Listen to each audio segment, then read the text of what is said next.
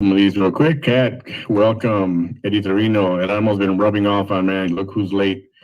Yeah, it's what you call being fashionably late, right?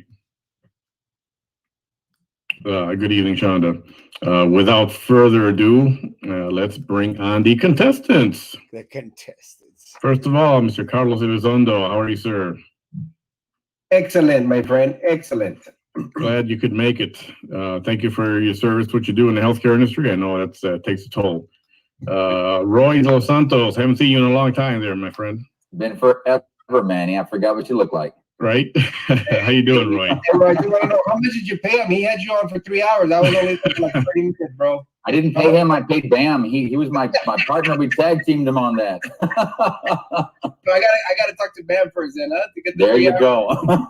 Yeah, that's right. Also joining us, Jessica Wendy Bradshaw. How are you tonight, man? I'm good. Thank you very much for having me. Hello, everybody. Excellent. I'm glad you can make it. And last but not least, Mr. Erasmo Castro, the self-proclaimed king of all media. King of all local social media. King of all social media. Okay, sorry. And how's everybody doing tonight? Everybody, I know you guys were busy with another forum, and I just started hearing about this group recently, the old geezers, or what are they called? Geezers of Cameron County. Yeah, geezers of Cameron County. How did that go? That was a short Really well. event. That was a one-on-one for me tonight. But everyone's been on that show. It's been good. Oh, okay. You guys have all been on there already with the geezers? Yep. I have. Excellent. All righty. Let's go through some little hellos here. Maybe a roll call, if you will.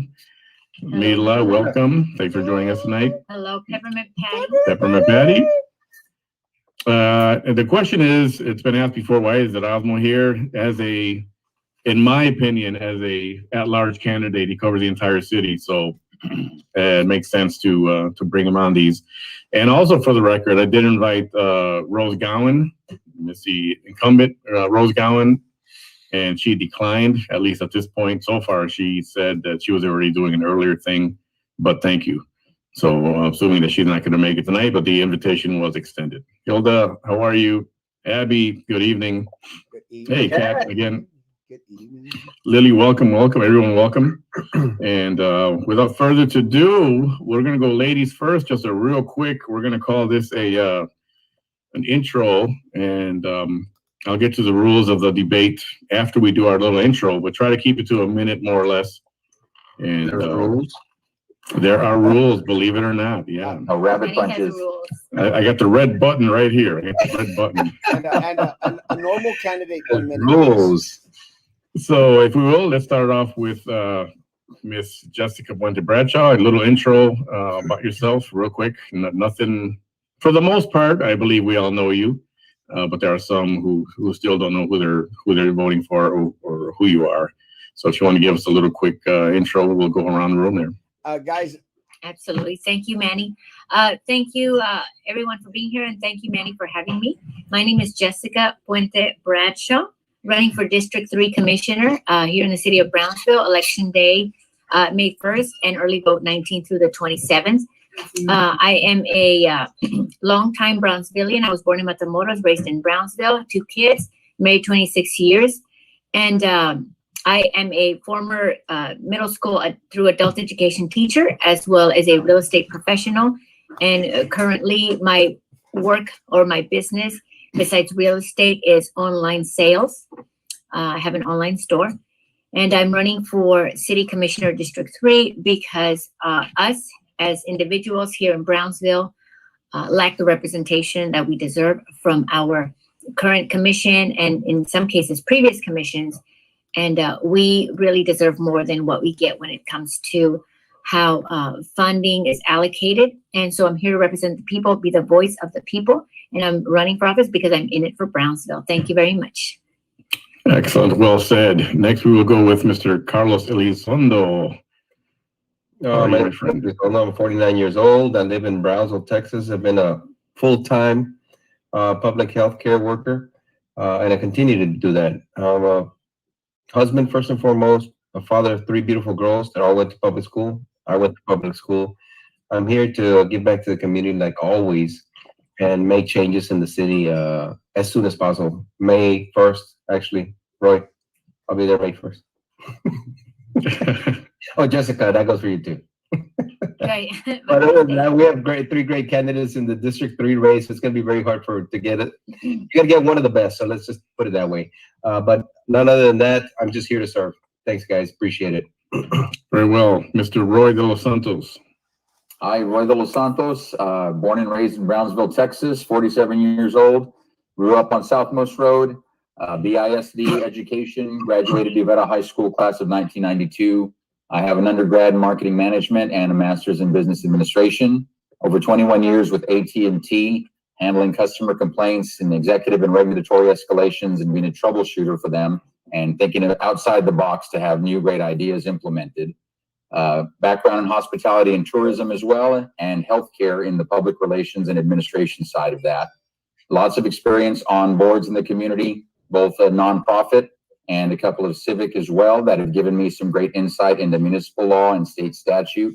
And I've had the occasion to go toe-to-toe with the commission before and with the city attorney's office before, previous administration, and with different department heads. And it's real easy. If we educate ourselves and do our homework, we can absolutely come out on the prevailing side.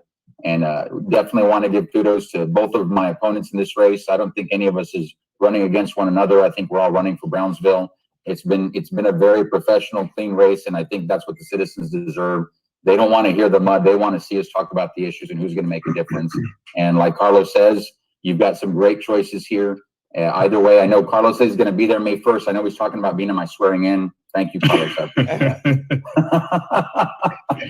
Boy, isn't this competition great? This is great camaraderie. You guys are awesome. And last but not least, Mr. Castro, Erasmo, and friend. Right. How are you, sir? I'm doing good. I'm a little bit distracted by Mr. De Los Santos' cat because I am a cat person, and I need to put my eyesight up here, guys. Manny? First of all, Manny behind the mic. Thank y'all so much for holding this, and thank you so much for the invite. I was very excited to sit back and watch District 3 candidates, and something that has been shared by the candidates is I'm very, very proud that we have great choices for District 3.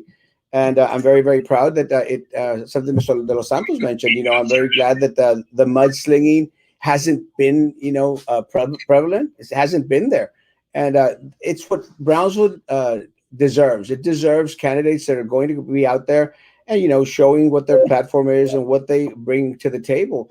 And that's what I hope to bring. I hope to bring a lot of fact-based decision-making processes that I think have eluded us for far too long in the city of Brownsville. It seems that every single time that you bring up a fact, you're considered negative, and I just don't see it that way. I think that the only way that we're going to cure what ails us as a city is by discussing and working together to find the solutions to the issues that are affecting our city. And again, I think one of the reasons why District 3 has 3 great candidates.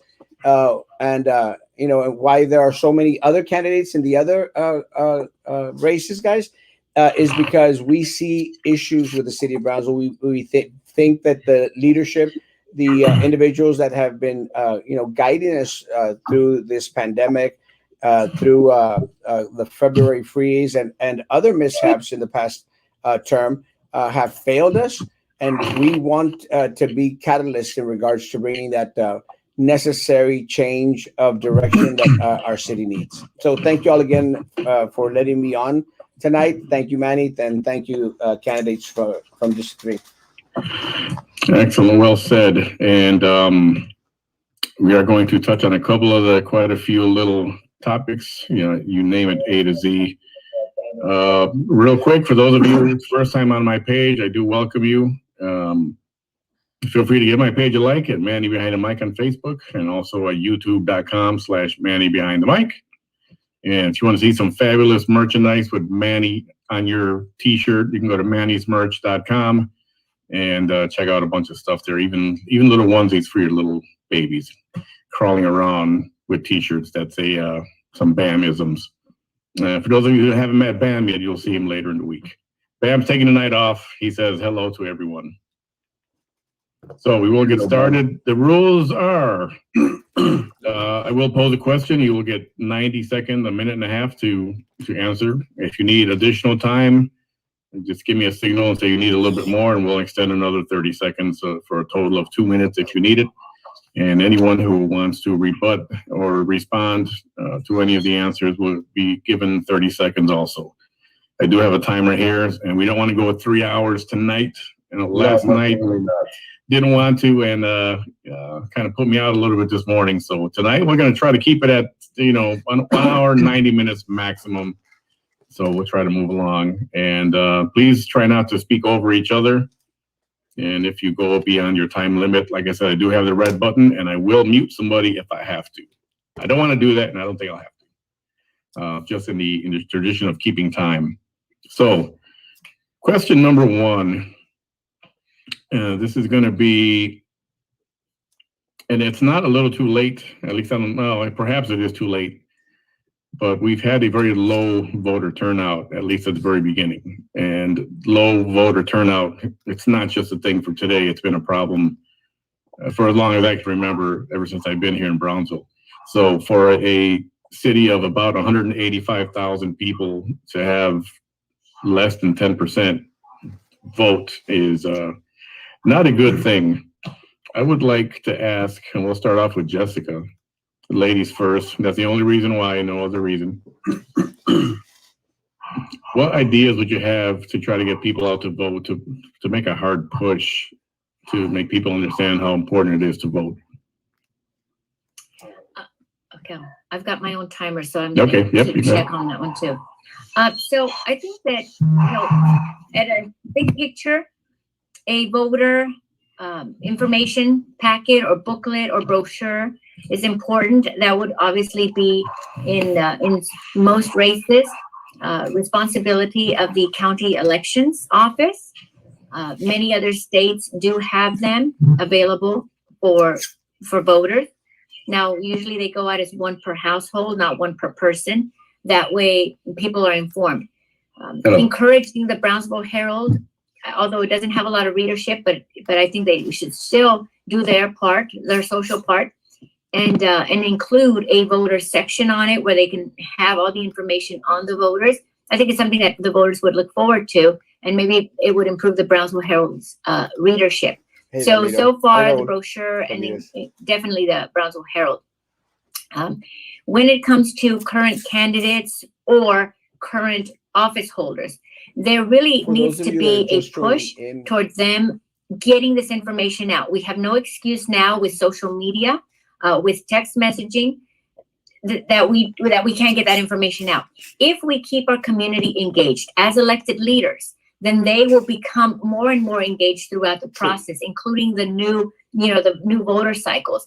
So, we as not just candidates, just a second, but also as I don't know how to turn that off. But also as current office holders, we need to do our part in encouraging those to go out and vote. And it's just too easy to not do it, because in that way you don't have to be held accountable. Gotcha. Okay, we will move to Mr. Carlos Elizondo.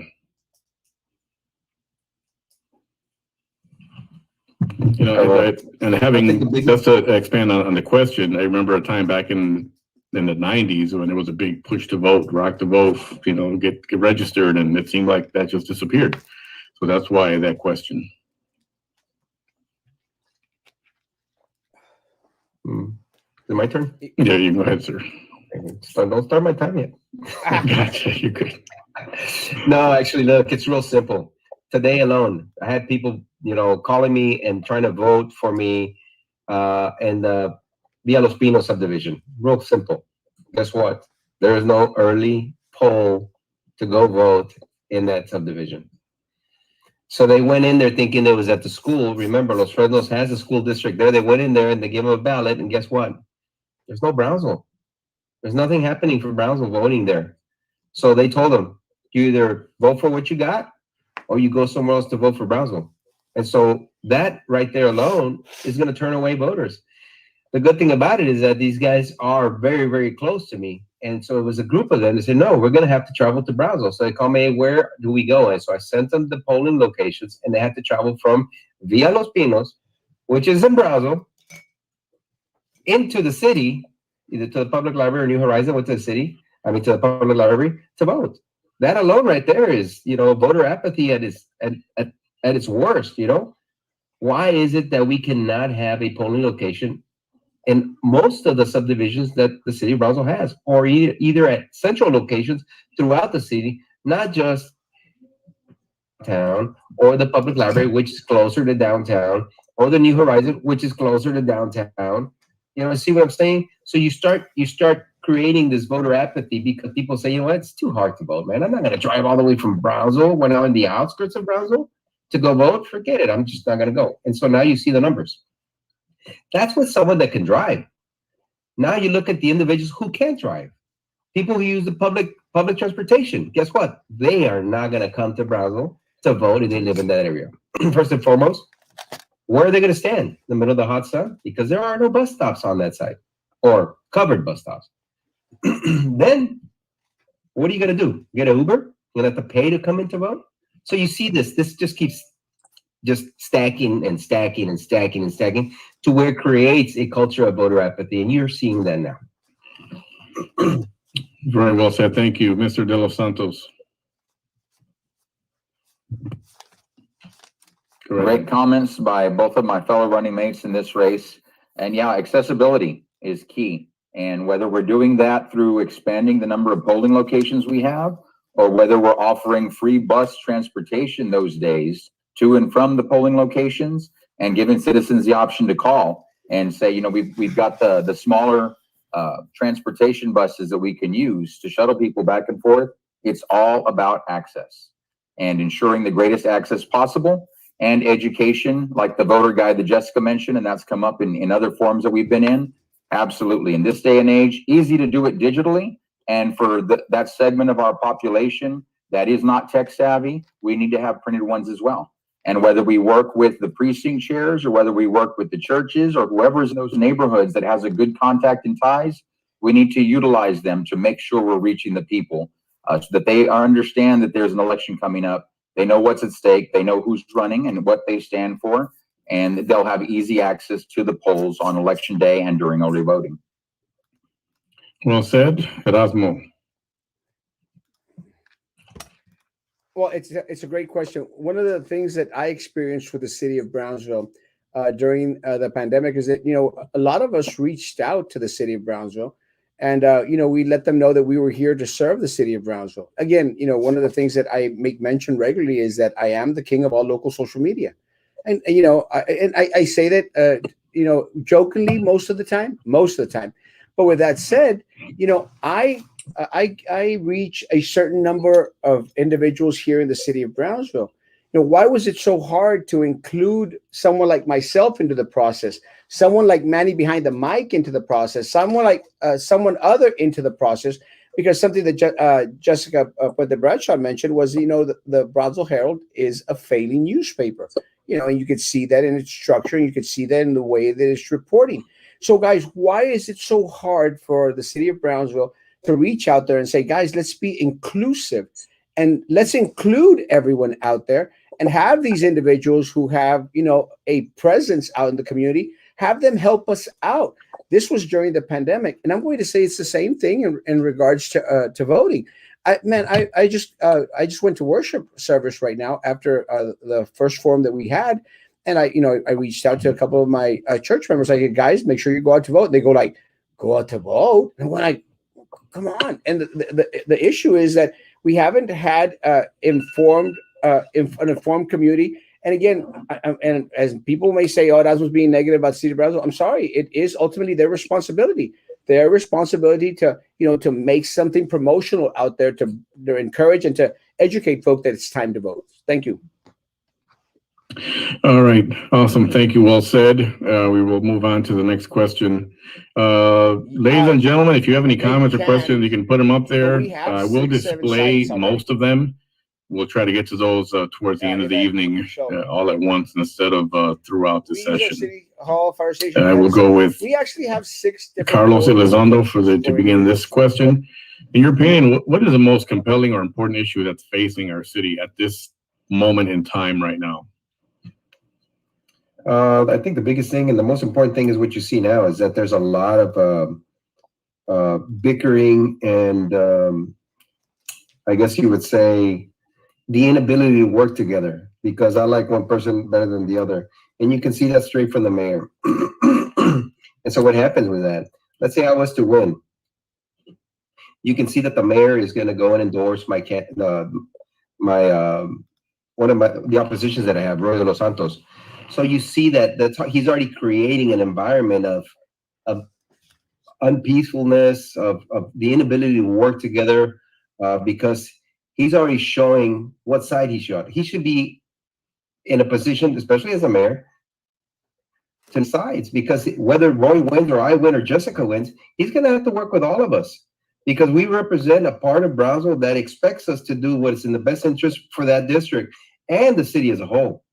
So by doing that, you create this I guess this culture of animosity of, you know, people start seeing that, and that could be also what the previous question was about, is you start saying, well, you know, why am I going to vote for these people if they're going to be fighting? There's not going to be any movement going forward, and you create this false pretense of the ability to have people cohesively move the city forward. So I think that's the biggest thing is just, you know, we need to put our egos aside, you know, accept positive criticism or negative criticism, you know, because not everybody's going to like us. Not everybody likes me. Not everybody likes Roy or Jessica or anybody here. But if we get elected, we are going to be able to work with a group to make sure that the District 3 gets represented as a whole, along with the whole city of Brownsville. So I think that's one of the biggest things. Great question. Understood. This is Jessica Puente Bradshaw. You are up. Man, you really have it in for me tonight, don't you? Oh, that's an excellent question. And I really love Carlos's answer. And, you know, and I'll just touch on that, although that's not my answer, but I like that answer because, yes. You can use it. I didn't mark it. Okay. The mayor, I mean, the mayors, and you know what, let me just say this, because we already heard what Carlos said, so I'm not going to repeat it. He was confronted in a nice way by several individuals about his post that he put out. His excuse was that it was done on his personal page, and therefore it didn't matter that he did that on his page. Now, I don't have an issue with him liking whoever he likes, but we as leaders of our community should be here to represent the desires of the community and the needs of the community, not our personal ones or whoever we've got special interest in. We are here to work together. As far as what is one of the most pressing issues in our community is the fact that people do not feel that they are being heard by their commission. When it comes to budget, when it comes to transparency, when it comes to, you know, all these consulting, these fees for consulting firms, special favors as to who is going to be now taking control of, for example, retirement funds, et cetera, et cetera.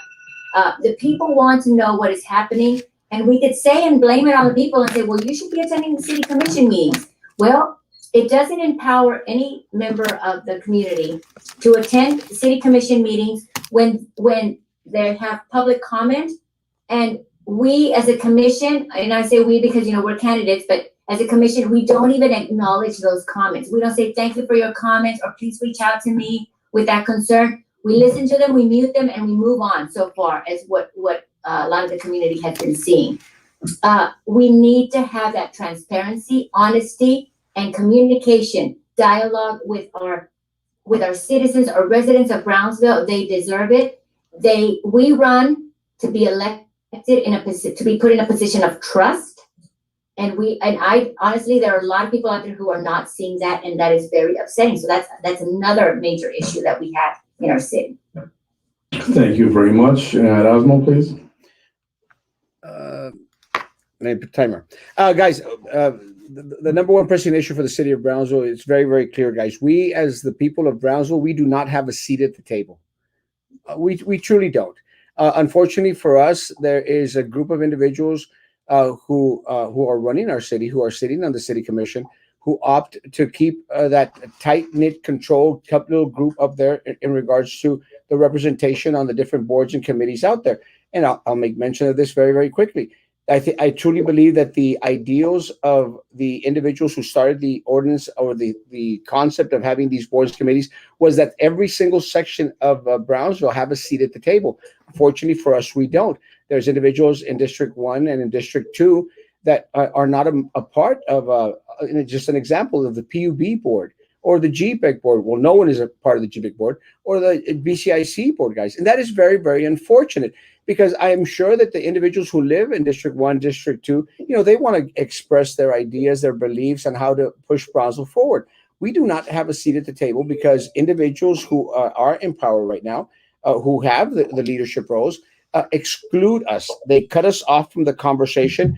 And if we dare to speak out against anything that is being done, we are labeled as negative. We are being labeled as troublemakers, guys. And it's very, very hard to have this communication with individuals who are completely not accessible to anyone out there unless they are out there pandering for our votes. It is the only time that they become accessible and they want to sit down and have coffee with you. Well, that needs to end. We need commissioners. We need a mayor that will be accessible to everyone and who will make sure that the city of Brownsville as a whole has a seat at the table. Thank you.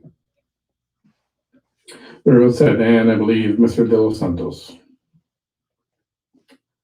Most compelling and important issue facing our city is infrastructure.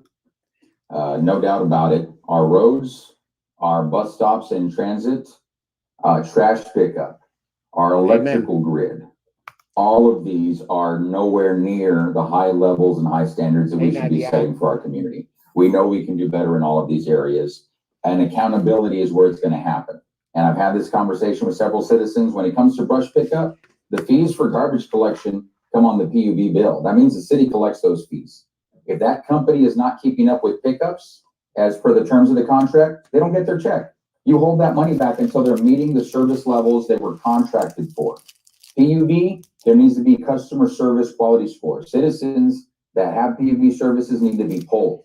And how satisfied are you with how frequently your power goes out, with how water pressure, whatever it is that has to do with your infrastructure and utilities, how satisfied are you with it? And if those scores are low, the executives at PUB and that board needs to be held accountable. They need to implement the changes to fix it so that customers are very satisfied with it. And if they can't, then we need to replace them with somebody who will. So infrastructure, I think, is the most important thing facing us because it touches every citizen in Brownsville. And before we fund any other pet projects, quality of life, whatever we want to call it, we need to meet the basic needs of our citizens. Well said. I believe I reached everyone with this question, right? The next one, we're going to slide into a very hot topic locally, term limits. I believe we pretty much agree term limits when it comes to Washington, D.C. Mr.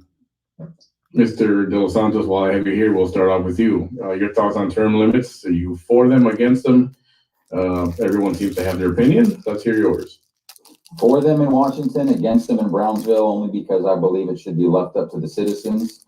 And I say that because we talk about the power of an incumbent. Well, the first problem is you need to have contact with a commissioner to be able to get things done. And that's ridiculous. Any citizen, every citizen, whether you know the mayor or not, whether you know a commissioner or not, should be able to pick up the phone, call a number, say, I have a problem, and that problem get fixed. So that's very, very important. And that way you're not beholden to a commissioner, and that commissioner is not accruing power to do that.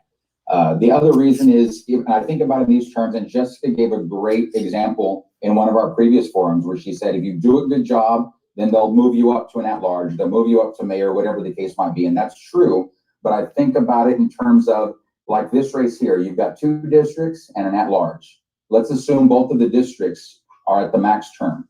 They can't run for re-election in their districts anymore. And the at-large is just finishing his first term. So he is running for re-election. Let's say these guys, stroke of luck, but we've had 3 commissioners that are doing stellar things for Brownsville. They communicate, they're accountable to the people, they're doing good, they're taking care of basic needs. Well, guess what? Now we have to pit them against each other, and we have to pick which one of the three we're going to keep, and who knows what we're going to get in the districts. I would rather the citizens get to decide whether or not they want to keep their commissioner. You know, we talk about not wanting career politicians. If we're setting up a system where you're encouraged to run for higher position, then you get to a place where there's salaries and there's perks and there's benefits and more power. That's creating a career politician. Let them serve at $10 a meeting. Let them be good public servants, but hold them accountable. Loud and clear. We're going to jump to Mr. Erasmo. I know you've got opinions on this. Just one or two. Let me start my timer. Let me say, guys, I am for term limits, and I understand what Mr. De Los Santos is saying. But let me say, folks, one of the responsibilities of we as community leaders, because I consider all three candidates for District 3 community leaders. And let me say that one of our responsibilities is to encourage other individuals to come up and, who have the want and the desire to serve the city of Brownsville. And I think the responsibility is even greater for a sitting city commissioner who is out there. And let me say that if in 8 years the city commissioner has not done everything that they've proposed to do out there, what's to think that they're going to accomplish it in 12 years? I mean, we've got a current city commissioner that's been out there for 12 years. And I'm sorry, he has not served the citizens of Brownsville as a whole in any way, shape, or form. And again, guys, I think that if we were a little bit more inclusive in regards to bringing individuals into the fold, onto the table, more individuals throughout the city would be wanting to serve. I know a lot of young folk that are nipping at the bit. Just this week and this weekend, I had 2 individuals who are aspiring to be politicians here locally. Unfortunately for us, we lose that talent because we have no economic development. Our students, when they go study away, they don't come back to our city. We need them to come back. We need to encourage them to vote. We need them to encourage them to run for office, and we need to help them along the way, because if we don't grasp onto our youth and encourage them to run for office, then the corrupt political machine that exists here is going to absorb them and going to mañarlos. So, guys, it is our responsibility to pass on the baton to the next generation with new ideas. Very good. We're jumping to Jessica. Okay, I was trying to get the timer going, although I don't think it works. You're good. I am for term limits. My opponent said hold them accountable. Holding them accountable is great, as I've said before, in a perfect world. But we have politicians, whether they're paid or not, you can be a career politician, who are keeping a seat warm. They are amassing power, whether it's personal power because of their personal business that they do on the side because they're not getting paid, and this is a quote-unquote volunteer job. I have heard of different city commissioners tell constituents, well, what do you expect? This is a volunteer job.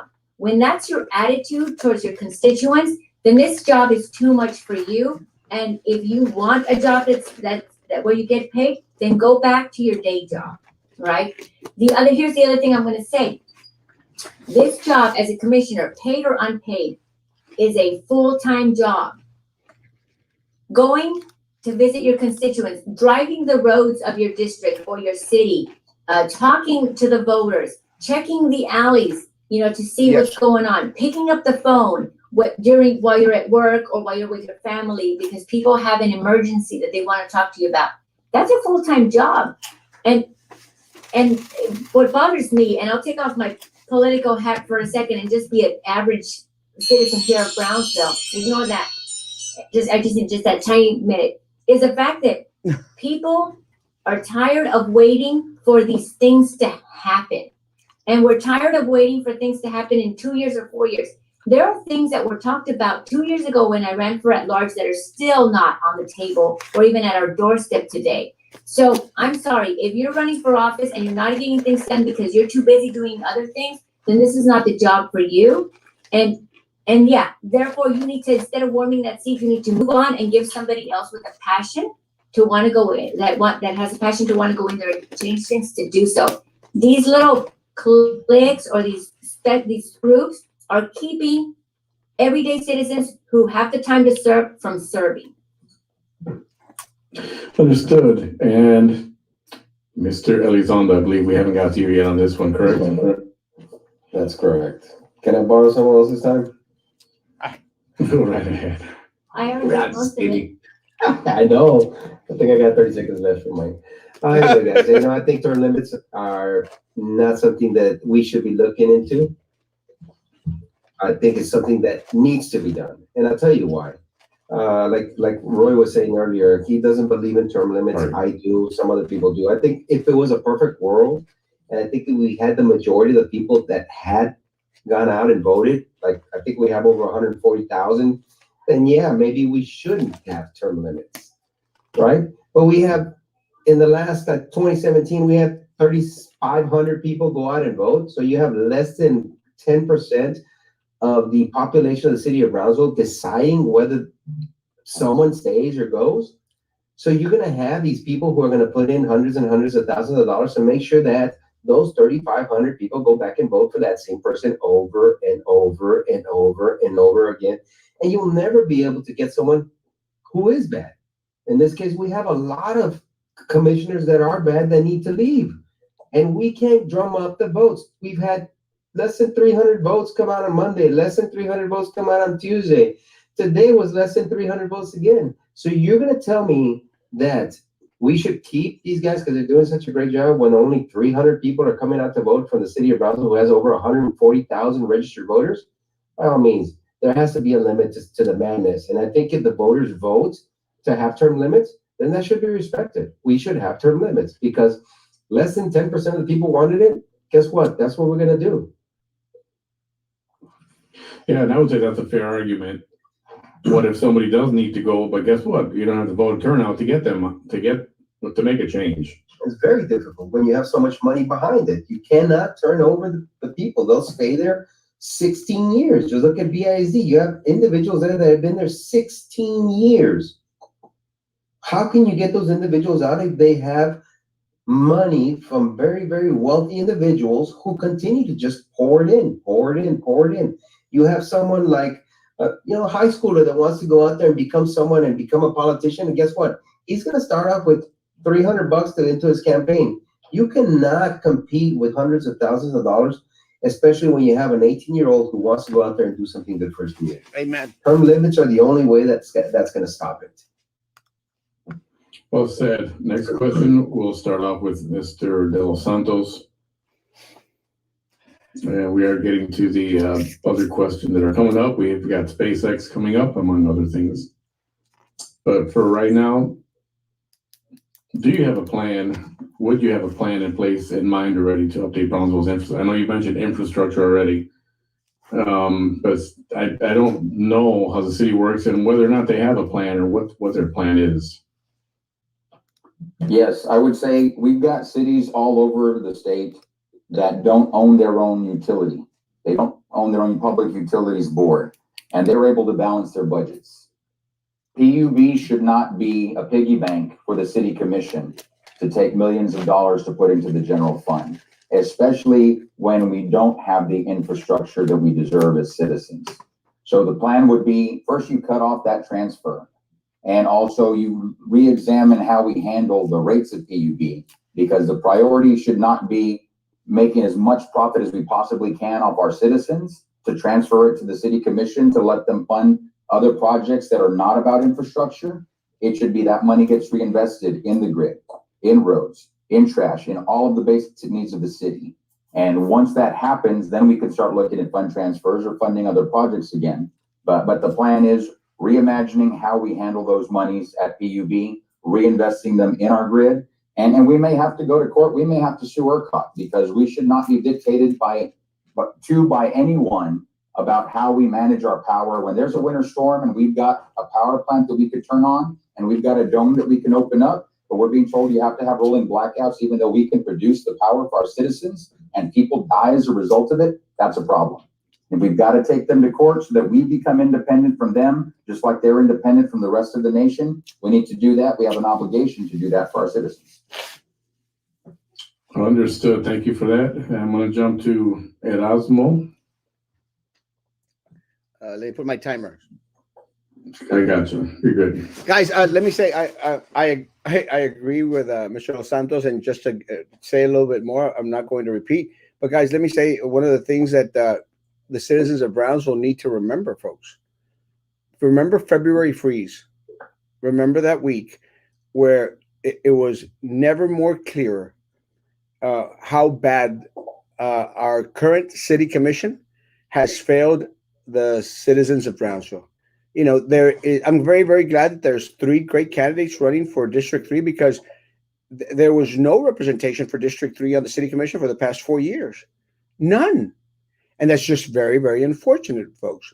But, you know, it's not just anything against the current city commissioner in that seat. We had no representation. We had no active participation from anyone on the commission, not even our mayor, during the February freeze. Guys, it took 3 days. 3 days to open the FEMA dome, and then it was only open as a charging section, guys. That is uncalled for, guys. And one of the excuses, because they're all good at making excuses and pointing fingers and saying Abbott and President Trump and President Biden, and they forgot who the president was. But let me say, guys, they're all great at making excuses, but they refuse to accept responsibility for anything. And I've said it before, I've said it publicly, and I'll say it again, guys. We understand that no one could have planned or prepared for what happened during the February freeze, but we should have been prepared for something. We were prepared for nothing. There is no excuse, people of Brownsville, there is no excuse for us going without power for 5-6 days when we put into the pockets of a Tenasca deal and a PUB $135 million that we have yet to see as a community. Understood. Thank you so much. Carlos Elizondo. Were you looking for Jessica and she's not there? Yeah. I saw you looking for her. That's okay, I'll take it. And I'll take her time too. I think again it goes back to square one. I went over and talked to one of the citizens out of the district that I'm going to serve, and Ms. Sandoval, you know what? During this grid out or this power failure, and it was a voluntary power failure, there was no way of her being able to heat up any of her meals. You know, you have a diabetic, you have a hypertensive patient, you know, having to take meds, having to inject herself with insulin with no light. And some of these people are not prepared as some of others, right? And so they had no way of being able to get.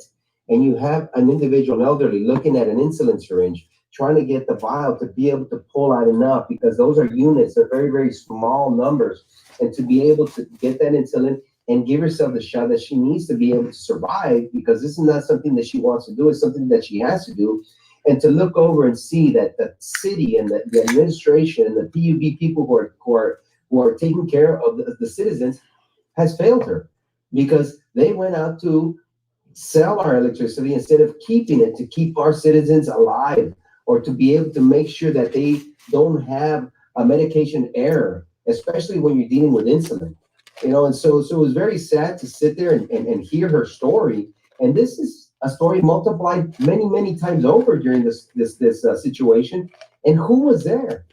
Nobody was there to hear her out. Nobody was there that she can call and say, can you please come help me? Can you please drive to my house? Can you please send someone? There was nobody. EMS was short. Fire department was short. PD was short. If anybody could have gone out there, would have been our EMS personnel. And guess what? Their leader was at home, bunkered up with his family. Forget about the citizens. Forget about the individuals, the citizens at District 3. Forget about Mrs. Sandoval that she couldn't give her insulin shot for days, not minutes, days, because our leaders chose to sell the electricity that should have been kept here. You know what? At this point in time, it's not about making money. Let's get these people. Let's fight them. Let's keep our electricity at least during this time. After that, if you want to sell it and you want to keep our citizens, without electricity, that's fine when it's hot, but not when it's cold and freezing, and you have your elderly most susceptible to these medical conditions. I agree. That was a very epic fail of the most tremendous proportions. I can't even believe that in this day and age that we had that kind of an issue. Even for a city like Brownsville, I get it. Okay, it was a freeze. It was a weird, almost a once in a lifetime kind of event, but to not to have a plan, period. Yeah, I just don't get it. Mrs. Bradshaw. Let me just say this, and I don't have the timer this time, so Manny, you're gonna have to keep me in check. You're Let good. me just say this. I've lived in San Jose, California. California is the capital of rolling blackouts. And I've lived through blackouts. And let me tell you, when a city does blackouts, or even a state for that matter, when they do things right, people understand that they have to have a blackout, but they don't suffer through a blackout or a rolling blackout. And what citizens and residents of the city of Brownsville went through was suffering, unnecessary suffering. We had some people with no power for days. Some people with no power for just kind of on and off throughout the day. People lost their refrigerators, ACs because of the surges. And some people, they said, well, I was gone for like 19 hours and then it was back and then I was good. In California, there are timely blackouts. You know exactly when the blackout is coming and then when it's starting and when it's ending. And they didn't have the wherewithal or leadership to at least tell us or at least plan to do something that we could all expect. If I know that I need to eat now because I'm going to have no power for the next 3 hours, then so be it. But at least I'm prepared and I can prepare myself and my family. So that's one. But your question was a plan to update Brownsville's infrastructure. This doesn't necessarily have to do with blackouts, but I want the voters out there to please see this. I have been handing this out. If you look at this, and I'll post this on my Facebook. If you look at this chart, there is a budget for public works, and there is a budget for our roads getting fixed. And I know you can't see this, so sorry guys, but the fact of the matter is that, for example, in District 3, 1.5 million is allocated to go ahead and repair roads. Now, repair roads that are in what kind of level of distress? Goodness knows. You'd have to look at the plan. But I can tell you that it's very little of it. We have had plans before in the city historically where we're able to maintain roads proactively so that they don't get to the state that they're in. The city of Brownsville has neglected those plans for a long time now, and that's why we have the roads that we have now. But here's the thing, 1.5 million to fix roads 1 year in District 3, that's not very much. The fact of the matter remains is that the city of Brownsville, the commission has approved consulting fees, sometimes upwards of $500,000 or more, to be consulted to do something and to do what? When that money could be allocated for infrastructure projects. Now, here's the thing. If you want your money thrown away to consultants up in Dallas, Houston, New York, wherever, then go ahead and keep electing the same as you always have. But at some point, we need to look at our budget and we need to start properly allocating our funds. And that is something the city commission has been very lax about. And not with Jessica Puente Bradshaw as your District 3 commissioner, because this is the kind of stuff that we need to know about and we need to complain to our city commission when it's not serving our needs. Very understood. Time, a little bit extra, but that's just fine. So getting into future, I call this topic future disaster planning. Carlos Elizondo, I don't know why I called you Hector. Carlos Elizondo. Say Hector Elizondo, the guy's a great handsome bald Hector. You may have some insight on emergency. I'm sorry, Erasmo, I got you on that question, didn't I? No, you didn't. Okay, I do apologize. No, actually, you did, but I'll take another minute and a half. No, okay, cheater. Cheater. Okay. Talking about disaster planning. I know in the business that I work in, we have a plan for any kind of disaster that might happen. God forbid. Everybody knows their role, and there's just a plan.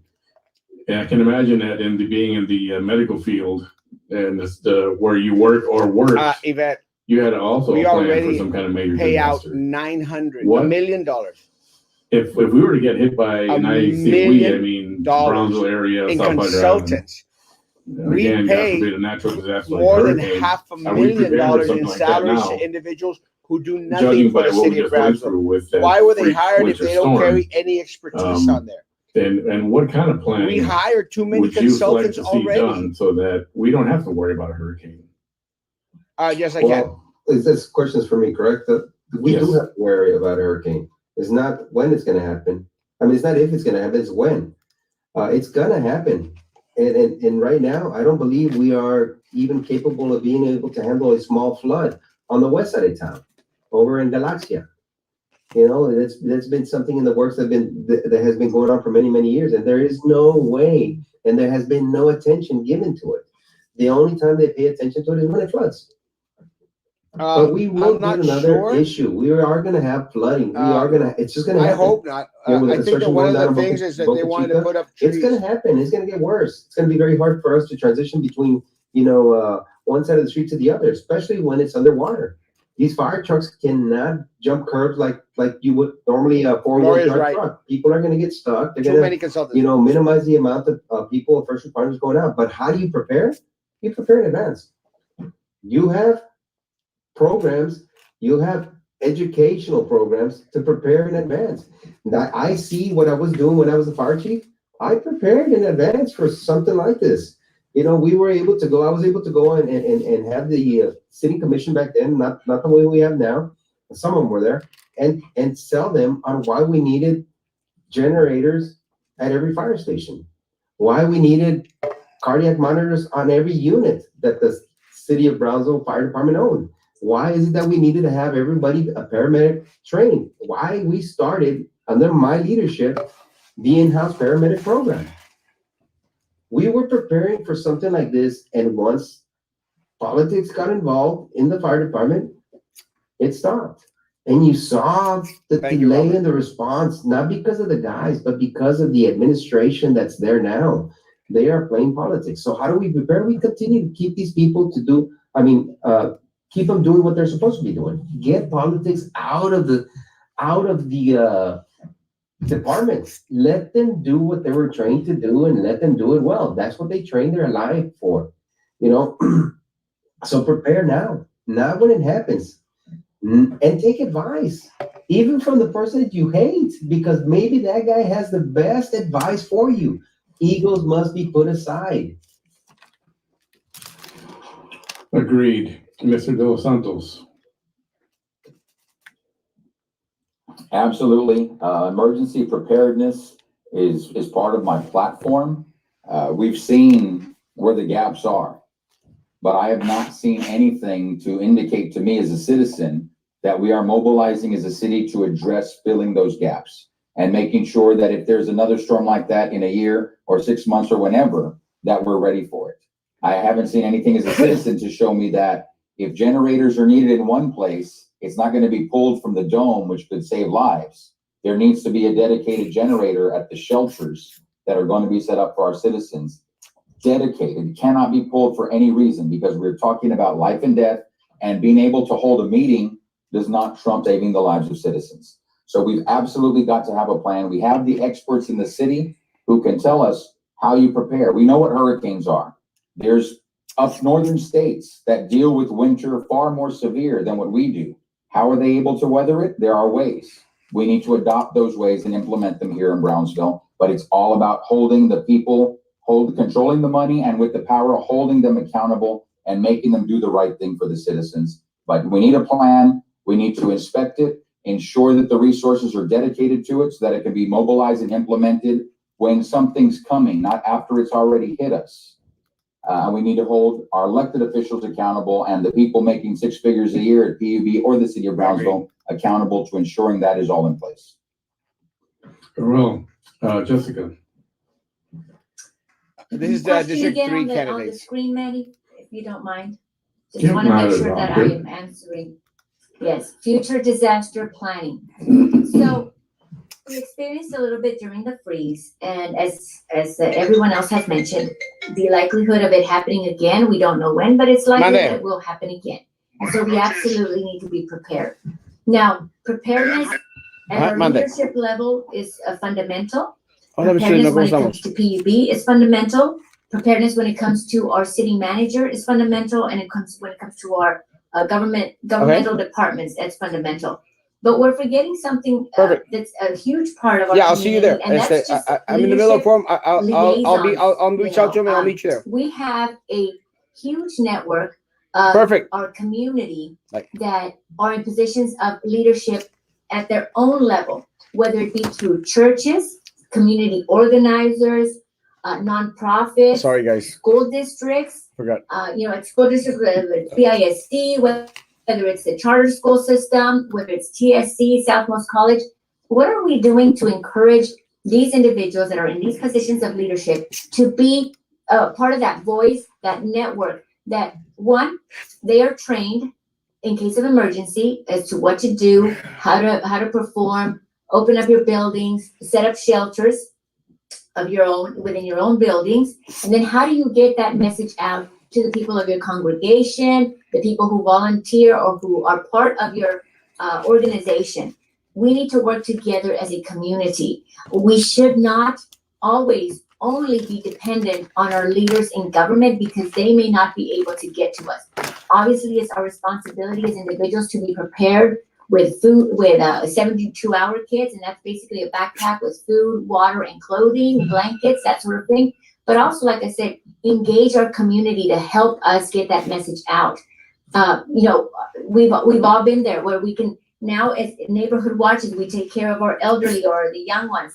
And so really, I guess what I'm advocating for, and under my watch, it would be, let's start engaging the community together, make them Yeah, feel ask like it. they're part Send it to Manny, Benny, we please. all work together to Send the get question to disaster, Manny, whichever it Benny, may be. please. Thank you very much. Erasmo. It's a great question, guys. And let me say that before answering, before my time goes up, guys, we have amazing personnel, amazing people in the city of Brownsville, working for the city of Brownsville. We don't only have amazing individuals working for the city of Brownsville, we have amazing individuals working for PUB. The problem is, guys, that they're never let loose in order to do their job in an efficient way, guys. I mean, the city spends $975,000 a year on consultants, guys. All our money goes on consultants. All our money goes on hiring more individuals to help the city manager for some reason, because the office is jam-packed with 5 other individuals, and we absolutely don't know what they do for the city of Brownsville. And it kind of sucks that we have to go out there and get more individuals to form a disaster plan for the city of Brownsville. And look, it's not really even that complicated. Just bring in a lot of the personnel from BISD, and they'll tell you, they prepared for different things that are coming, that are possibly coming their way. They have these fire alerts, fire alarm, fire scenarios, different other types of scenarios. I know that there was going to be a training school for our fire department personnel, or anyone that wanted to be a part of the fire department personnel. The problem is that whole project was scrubbed. I think, and I might be mistaken, it was a project that was instilled by Mr. Elizondo, but it went to naught. And they were going to use, supposedly, this Casa de Nylon building that we paid $2.3 million for, that was appraised at $600,000. But again, it's good money being paid for bad structures, guys. And we got to put our money where it's going to give us the biggest bang, man. And we need to make sure that the employees that we hire to these key positions in the city of Brownsville, they know what they're doing and bring forth solutions. Why are we paying the city manager more than $250,000 a year and his assistant $200,000 a year? And amongst all these individuals, high-paying individuals, none of them can produce. And aside from all the other consultants, none of them could have produced a plan. No one can come forth and bring a plan. Bring together all entities here in the city of Brownsville. They'll give you amazing ideas to bring a disaster plan forward. So I want to throw this question out there just as a random on top of what we're talking about. This comment was put up by Abel Vela. There was absolutely nothing the city could have done differently. This was an issue that has to be seen at a state level. Do you guys agree with that comment? No, absolutely not. No. Absolutely not. I'll start it. I hardly disagree with it, and I'll tell you why. We got an Erasmo up here. We'll let him. I'll give you a minute to hit this one. I'll start it. Yeah, because I'm already here, Carlos. Mr. Elizondo, please wait. Let me say, Abel. No, that is wrong. Again, we understand that it's something that I think Mr. Elizondo mentioned or Mr. Santos mentioned, that no one ever would have ever imagined. That's fine. guys, we should have been prepared for something. We've got to stop accepting the excuses that are constantly made, where they're trying to blame Governor Abbott, they're trying to wear ERCOT, and the Canadians. Everyone was blamed, guys, instead of accepting the responsibility of the position that these individuals have. I understand that we couldn't have been prepared for what happened. We should have been prepared for something, guys. The reason that the dome was not open was because we didn't have electrical generators in the emergency dome. We should have been prepared for something. So there's a lot that could have been done completely differently in regards to preparing for something like that. And very, very quickly, guys, if we get hit by a 5-6 category 5 hurricane today or tomorrow, guys, we are in trouble. 75% of our city will be wiped from the map because we are ill prepared. Who are we going to blame then? Santa Claus? The Easter Bunny? Yeah. Thank you for that. Carlos, jump in. Well, let me tell you real quick, and I think Abel's question might be because of ERCOT, you know, and I don't know, I can't read his mind or just reading what is there, but okay, let's just take a step back. Let's just say that we had no ability to stop the blackout. We do have the ability, and I'll tell you, because when I was a fire chief, we were able to put in generators at every fire station. If and only you could have helped out those individuals, kids, adults who are on nebulizer treatment. I agree with it. Those who are on electricity. If the fire department, the fire chief, the mayor, the commission would have been, and then you can always say, well, they're not trained for that. Well, then they should have put the fire chief to tell them. If I was a fire chief, I would have been out there, would not have gone home and been resting at home. You would have easily been able to help, let's say, a family with a child who needs her nebulizer or his nebulizer treatment that don't have the power because of the blackout that our commission had no control over. I understand that. But the fire department could have said, you know what? Amen. And We're going to put an extension cord or 2 extension cords. And when it connected to that generator that runs on diesel that's full all the time because they check it on a daily basis, and throw the extension cord over the fence so that way you can bring your kid in with their nebulizer because it runs on electricity to be able to stay in the car because it's freezing, and they can connect to that little cord that's sticking out of the fire station. Meantime, give that life-saving breathing treatment to the child or to the adult, and then go back home to a cold house. That would have been a very small thing that we have 100% control over. The city administration, the city directors of the EMS or fire failed in that aspect.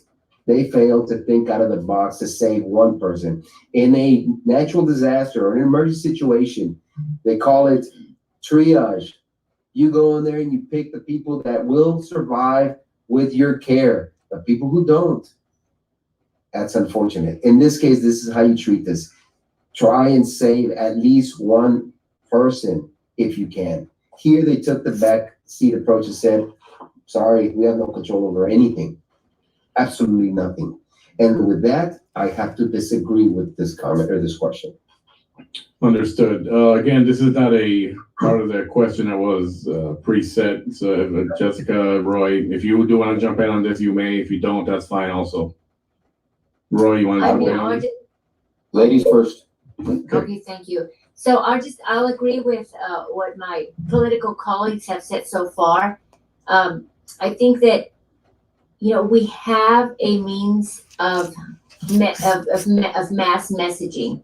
And when COVID first struck, and just a little bit after that, we were getting, at least I was, hopefully everyone else as well, we're getting text messages from our county in regards to COVID, and the numbers spike, et cetera, et cetera. So the means of communication is there. I will agree with my political colleague, Carlos, when he said, it's important that we think outside the box. We can't just sit back and say, well, it's out of my control. Oh, well, it's ERCOT who said so. At what point was this mayor going to start being active in trying to help the community? That's the reason why the mayor is supposed to be the visionary. We're supposed to go under his guidance, and it just wasn't there. So it fails the community when leadership at any level doesn't look outside the box and tries their best to help those that they're there to help and serve and protect. thank you. And so, as far as the response and what we did, it was a complete failure. If you are here to serve, then you have to serve, even if it's inconvenient to you. Amen. Thank you very much, Roy. The things we should have done, we could have and should have done. The dome should have been opened sooner. The dome should have had a generator dedicated to it, and it should have been used as a shelter, not just a charging station.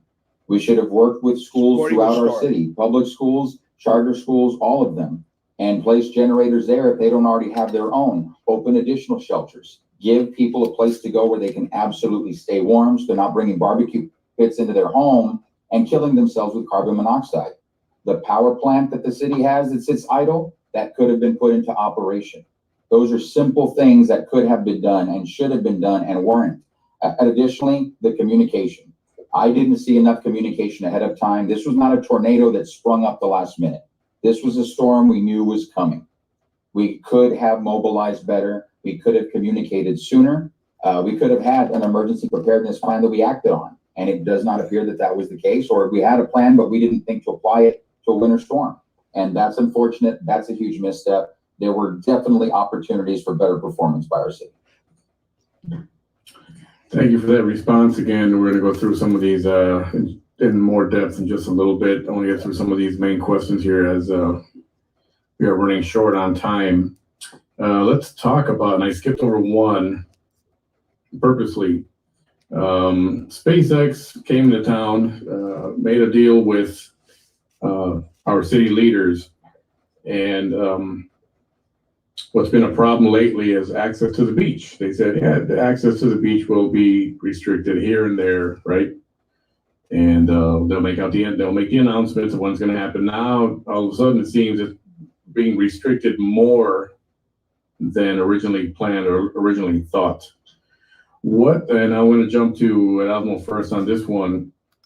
What would you have, how would you handle that situation to keep Elon Musk and SpaceX, I will say SpaceX, accountable to what the original plan was? And what about the opinion of, well, let's build another road, a different route to get to Boca Chica Beach?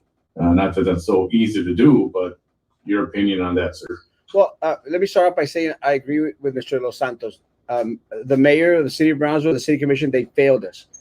They failed us for a while. It is what it is. It's not being negative. It's a proven record. They failed us in regards to representing we, the people of the city of Brownsville.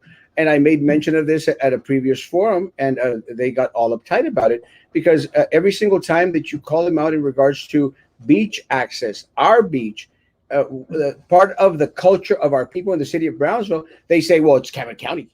Oh, it's Texas, up in Austin. And they're the ones getting it. No, folks, let me tell you, I want a city commission and a mayor of the city of Brownsville who's going to go out there and fight for the rights of the people that voted for them to be in office.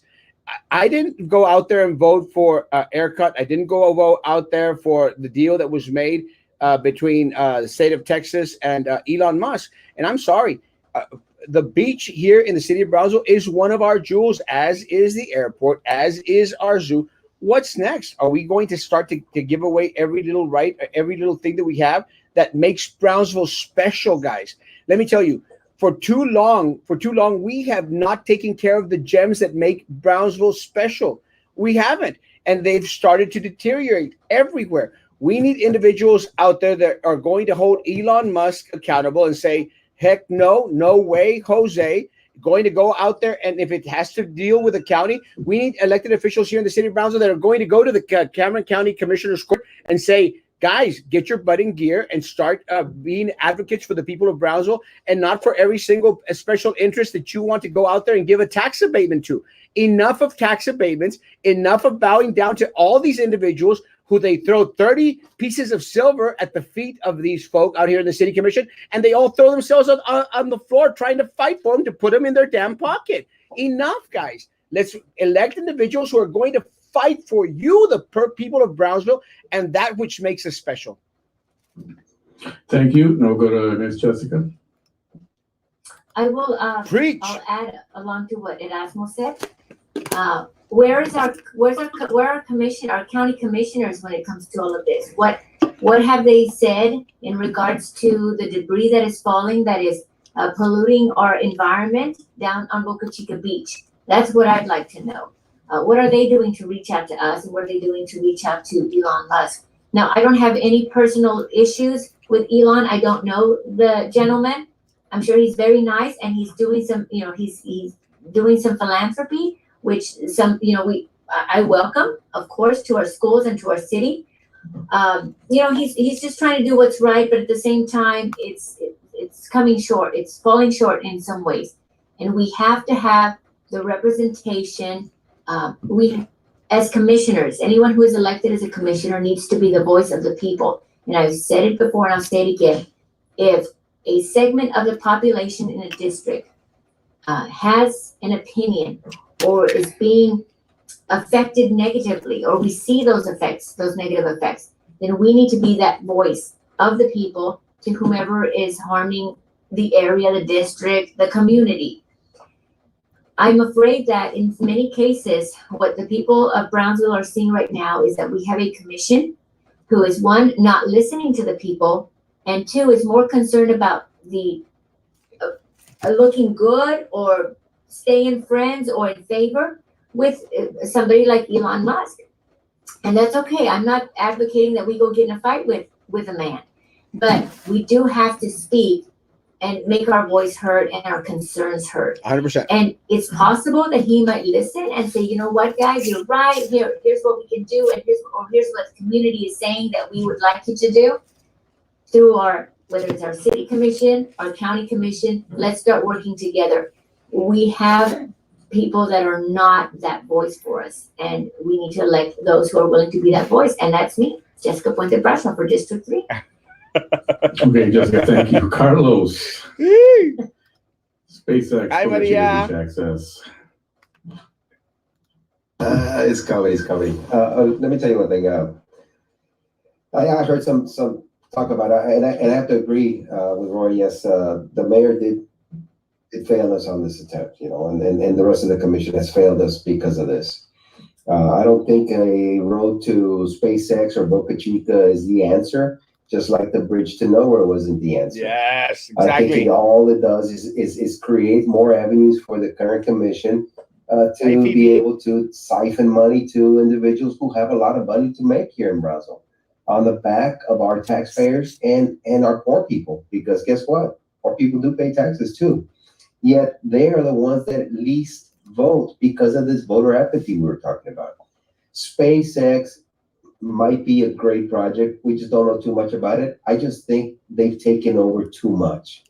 I think they've taken away a lot of our abilities to go and like Erasmo was saying, to go and have fun at the jewel that the city of Brownsville owned, because we don't own it anymore. It was sold to the highest bidder. The highest bidder was Elon Musk. And so that jewel was taken away not only from me, my children, but everybody behind me, my kids. They will never be able to go out there and enjoy the night times of being out there. We used to leave high school and go out there and have fun on the beach and go fishing at night. And then it was all five brothers, we go out there and fish and camp out and stuff. That is gone, guys. That is gone because our current commission, the mayor, has given away our jewel to the highest bidder. And he will tell you in his address to the city, he told you that Elon Musk is bringing in more monies to the downtown area. He has told you what his potential plan is to give away more of our jewels that our kids will not be able to enjoy because of like I was 30 pieces of silver. And yeah, Roy was right. They have failed us in this aspect, in this avenue. They have failed not only me, but the generations behind me, man. And I think that is very sad. How are we going to be able to take that? By not allowing the people that he considers his team to be elected to the positions that the people want back. Those positions are the people's positions. And he is trying to continue to create that team. And I'm not disagreeing. He can pick Roy. Roy's a good guy, and he'll do good for good for District 3. But he is trying to create a team. It shouldn't be a team of politicians. They should be individuals representing a team of citizens. That's how we are able to progress. That's how we're able to break these common grounds that these people have, you know, and the intentions that they want to do with their pet projects, and how to be able to just do things that benefit the select few. Thank you very much, and I will end this question, Mr. De Los Santos. Yeah, on abatements, too often we put up our share, and then those companies, after benefiting from that, end up pulling out. Yes. And the citizens got the raw end of the deal. Abatement packages can be put together as a plan, but until those companies deliver the first 100 jobs, 500 jobs, 1,000 jobs, where you're employing local citizens with good paying wages, then you can start to see some of those benefits, not before. The taxpayer should not be footing the bill for you if you're not delivering for us. When we talk about SpaceX, I am pro SpaceX. I think it's a net positive, but what the original bill of goods we were sold is not what we've got today.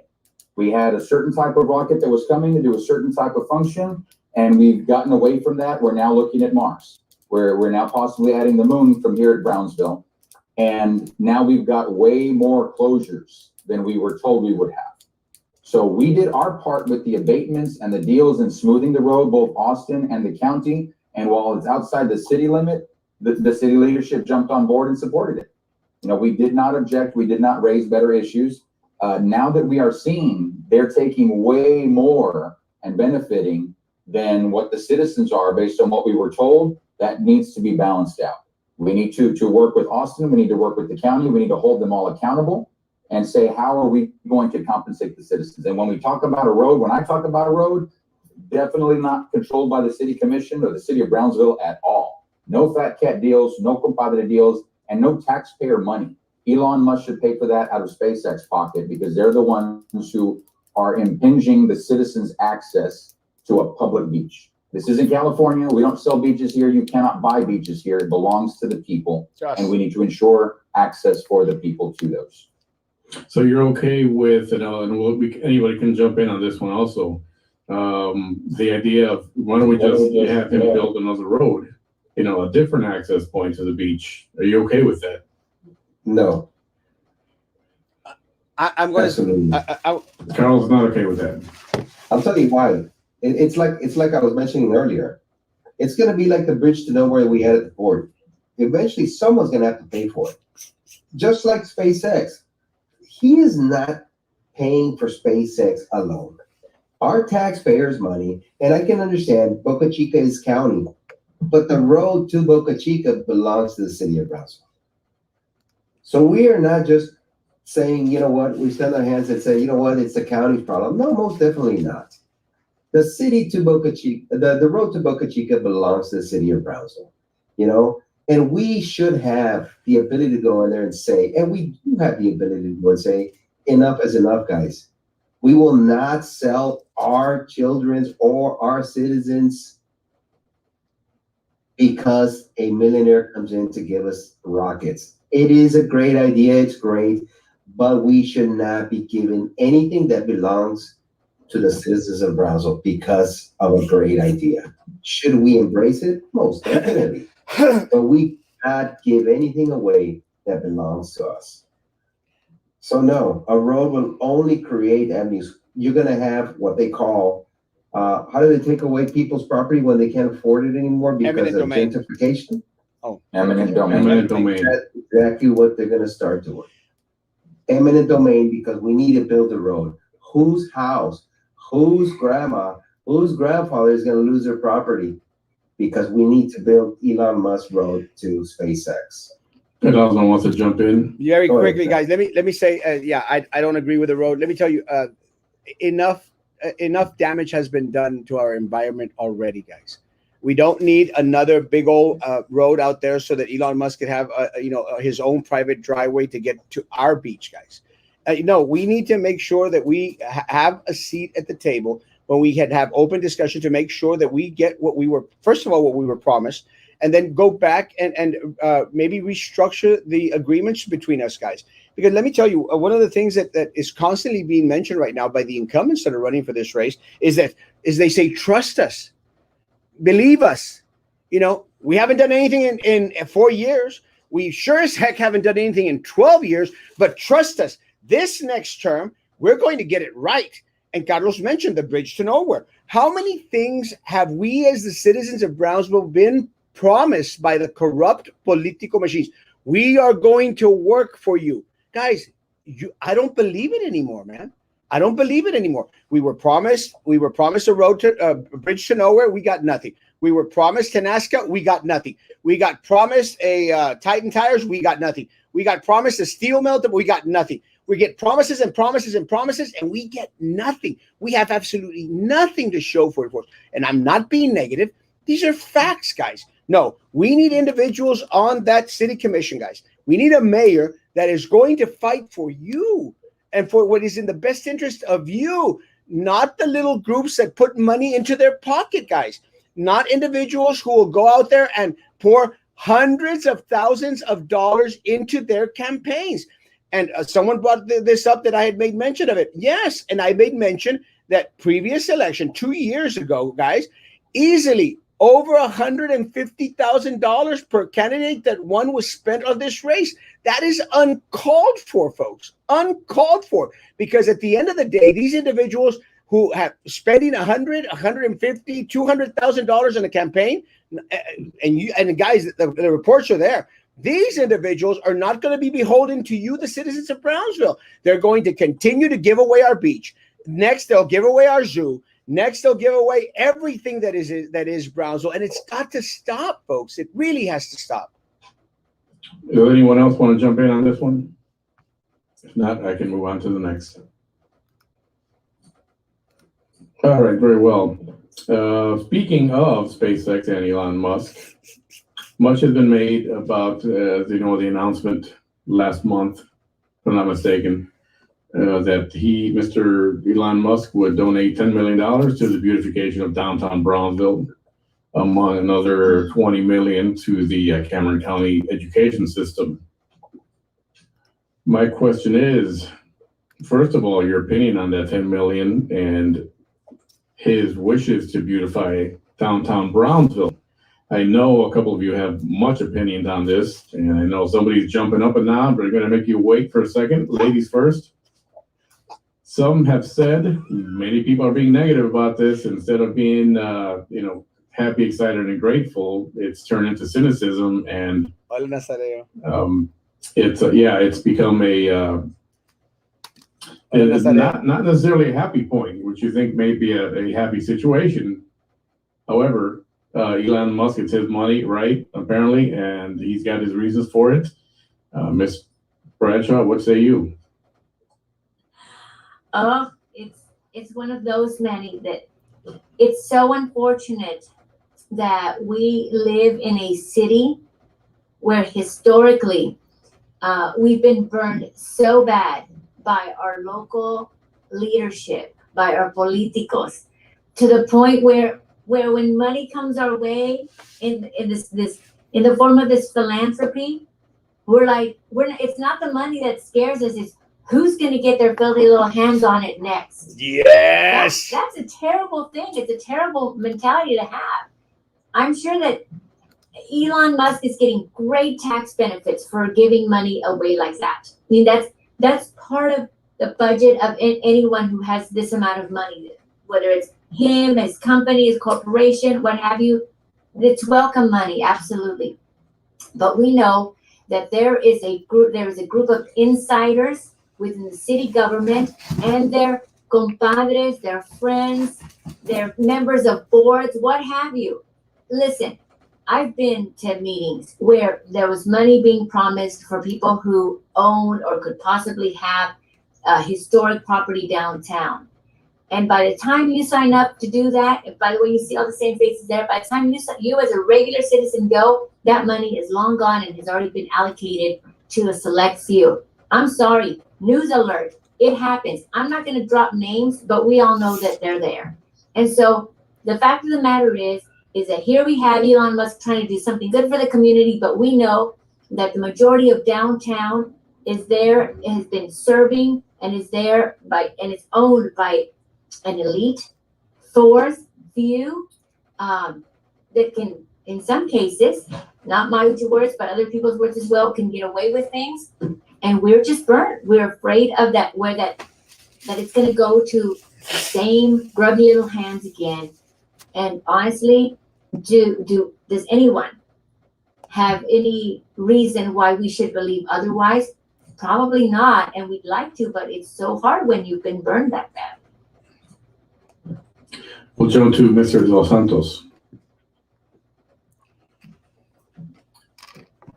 As far as the way I look at this is grant money, and I hope and pray that Elon Musk says these are the terms and this is what it has to be spent on. Under no circumstances should it be just administered by the city of Brownsville, the city commission. We've seen that we don't get the right return on investment with taxpayer money. I wouldn't want to put private money in those hands. And I think Elon Musk is smart enough to know that you need to find the right entity or put together the team to administer this, to do it the right way. First and foremost, but absolutely no one, especially because this is a grant, no one who's got any affiliation whatsoever in any way with having received a grant before, received grant monies before, and then refused to be accountable for how they're spent, they should not be anywhere near this type of a donation to the city or this type of a grant to the city. And yeah, that goes with who we have on our city commission today. I think there would be a conflict there because of a track record, a past track record like that. So I hope Mr. Musk won't make that mistake.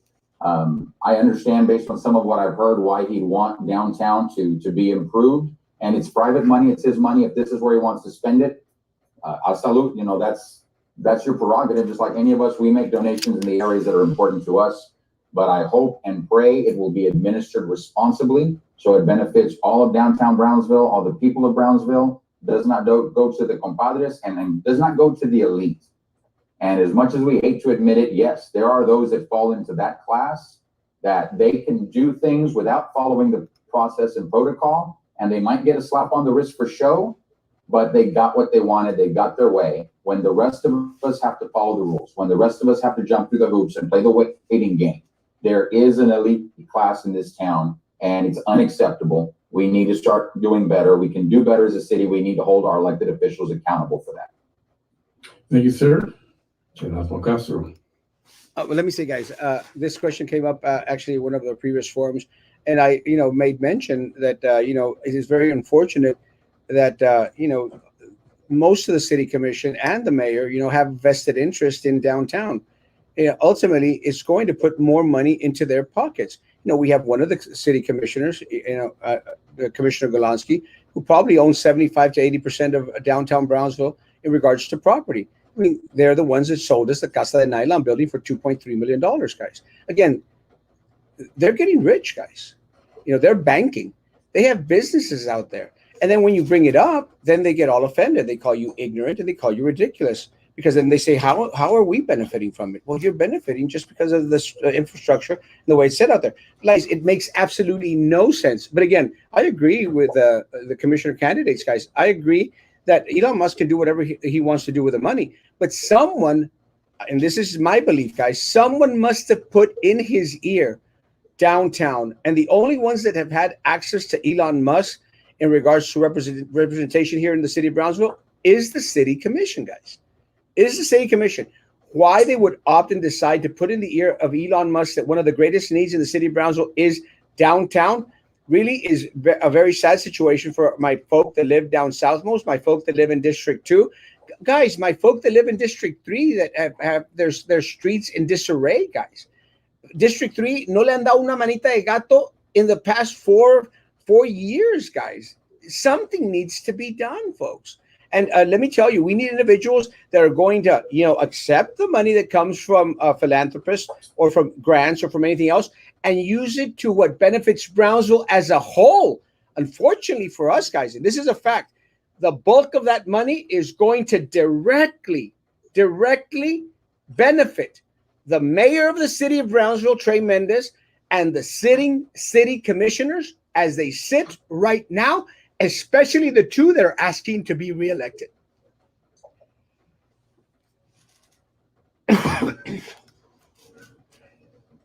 I can go on. I can go on.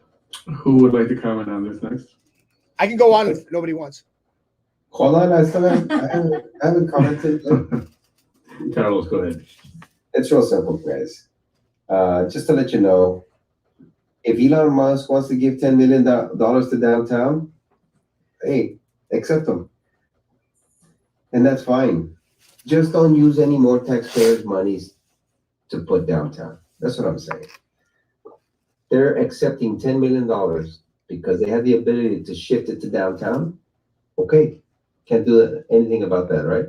What we sure can do, and we can put you accountable to, stop using citizens of Brownsville's taxpayers' dollars for downtown. Simple as that. Get $10 million. The other rest that was going to be put in downtown of our taxpayer monies, put it in District 3. The streets in my district are horrible. Put it on the bus stops. The elderly are sitting out there in the sun. Put it over to the Veterans Park, guys. Use that money somewhere else other than downtown. That would be a good, trade-off. Take the private money, but leave our taxpayers' money alone so we can put it to the rest of the city where we need it, especially in District 3. So I'll throw this out there also, and I guess it's been no secret that Erasmo's been very, very vocal about this. And when people started talking about, well, people are negative, people are too negative, people are too negative, I think it's no secret that they were talking about Erasmo's views and his thoughts. So you have, I keep saying, yes, be optimistic. In my opinion, the city needs something to look forward to. It's been like this for such a long time. And I mean, would you argue that, let's try to turn this into a positive and, hope for the best. And like I said, accept it, trust it, but verify it. And that's the only way this money is going to be put to good use, is to keep somebody, help to hold them accountable and keep track of what is happening. Manny, since my name was mentioned, can I say something really quick? Yes, sir. Let me say, guys, look, they can only use the Erasmus being negative for so long, guys, without it getting old. Look, my concern is for that which makes Brownsville, guys. And I'm going to use one quick example, folks. The Gladys Porter Zoo, folks. The Gladys Porter Zoo put up a GoFundMe page this past summer in order to feed the animals. So did our Camille Playhouse, guys. And so did our children's museum, guys. Guys, that is uncalled for, guys. Why in the city of Brownsville are those gems that we have having to create GoFundMe pages, guys? I mean, really, man, it's uncalled for. We just want leadership that puts all resources that we have to bring back the Brownsville that a lot of us grew up in, because I grew up with Gladys Porter Zoo being one of the 10 top zoos in the country. That's all I want, guys. I want us to have an amazing airport. We used to have the hemisphere to the Americas here in Brownsville, the airport, guys. All I want is the Brownsville that we grew up in order to make it even better to leave to our children out there. Guys, they can say that I'm being negative all they want. God bless them, guys. It's not being negative. It's just hoping for a better future for our children today and tomorrow, guys. And I'm sorry, as people might get offended and say, well, what does the zoo have to do with it? It is indicative, guys. It is indicative of where the priorities for this city commission and this mayor have been. And unfortunately, it's not being placed on that which makes Brownsville shine. Very well said. Anyone else want to jump in on this? Any additional comments on this topic? Thank you, Gloria. The one about being negative, Manny? Yes. That people are saying that Erasmo's too negative, or that anybody is being too negative? Either. It's been said that people are being too negative. I think that there's some truth to that. You can certainly make the argument that people are being negative. The question is, are they being negative unjustly so, or is it a facts-based negativity? And I think that in many cases, it is a fact-based negativity. Now, could we try to put a positive spin on it? But this is what we hear from individuals who would, rather than face that negativity, would rather kind of brush it away and say, there's nothing to see here, everything's fine. We call that gaslighting. So I think that it's about time that our gaslighters stop doing that and instead start addressing the negativity, whether it's an individual negativity that's coming through the city commission meetings, public statements, or whether it's coming on their Facebook pages where they're being called out for misdoings, hypocrisies, double speak, what have you. I mean, it's time to face those things. And it's unfortunate, but the fact remains that with social media, we all have a different level of voice. Manny behind the mic, Erasmo with his show, you have a level of voice. Then you get to people that are just, your everyday Facebookers. They have another voice. And so maybe the people that are right now screaming the loudest are the ones with the loudest voice, but that doesn't preclude them from having their thoughts and ideas, or what they are, what they're repeating from the general public, having no value. So I'd say anyone who's in a position of power, accept the criticism and address the criticism rather than try to shoo it away like it doesn't exist. Very well said. Anyone else have anything to add here before we move on? Almost wrapping up here. Just briefly, I would say for anyone that has concerns about negativity, just fact check. It's simple. I know what Erasmo says, the reports are there, look them up, it's fact check. Like they say, trust but verify. And if it's true, then anyone who's being negative about it has a right to be negative because it needs to be exposed. If it's not, then we need to correct the rhetoric out there. But trust but verify. Trust but verify. Thank you. And I want to highlight this comment again, Abel. Imagine what you four would be able to accomplish together. Right. The brains that you guys have, the experience, the creativity. I mean, putting you guys together would be, if you guys could work together regardless of the outcome of this, would be, I'll say, freaking amazing. Well, 100%. let me say, me first. I'm on top. Sorry. Let me say real quick. No, let me say. I commit. No, I'm sorry. I commit. I promise. Mr. De Los Santos. I promise, Jessica. I promise, Mr. Elizondo. I promise that no matter what the outcome, guys, no matter what the outcome, I will stand by your side as long as you're fighting for Brownsville. I don't care if I don't make it. I don't care if two of y'all don't make it. I want all four of us to commit that we're going to join forces and and continue to fight for Brownsville no matter what the outcome is. I make that promise. Carlos? Right. I agree. And I think it just touching base on the negativity, and a lot of it is not because we are being negative, but because we're the voice of the people that support us. And their concerns are put to us to be able to voice them, because some of these individuals are scared to be able to come out here on a blog or media, because they know the attacks come and they come with razor sharp edges. And you know this. I mean, we've all been attacked, some of us more than others. But it's not being really negative. It's being the voice of the people that actually trust us to be able to carry their baton forward. And I think that's why sometimes Erasmo comes out as super negative, because he's got thousands of people calling him on a daily basis. Look at right now, he's not even paying attention because he's already trying to listen to someone else. Someone else is texting him and telling him, hey, you know what, this is what it is. This is what's going on. Roy, same thing earlier. He's down there, trying to, talk to people. People are calling him because these are the individuals that are being held by a base of people who think, you know what, this is my voice. This is the person that I want to tell to be able to carry my concern or to be able to find a solution for the problem that I have now.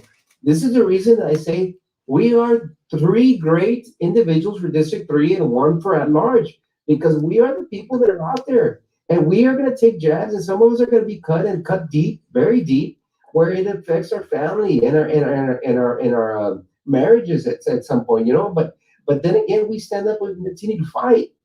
This is the reason we're out here. This is the reason that most often than not, we sound like we're negative. Erasmo more than others, right? But This is the reason that we are, because people actually send us stuff to be able to say, you know what, please carry this for me. And we do, and we have, and we will continue, regardless of whoever wins here. You know, hopefully Erasmo wins, but the three in District 3, whoever wins, I think that's going to continue to happen. You know, that's just my point on the negativity. Thank you for your comment. Anyone else want to jump in on that before we start to wrap it up here? Good, we will continue.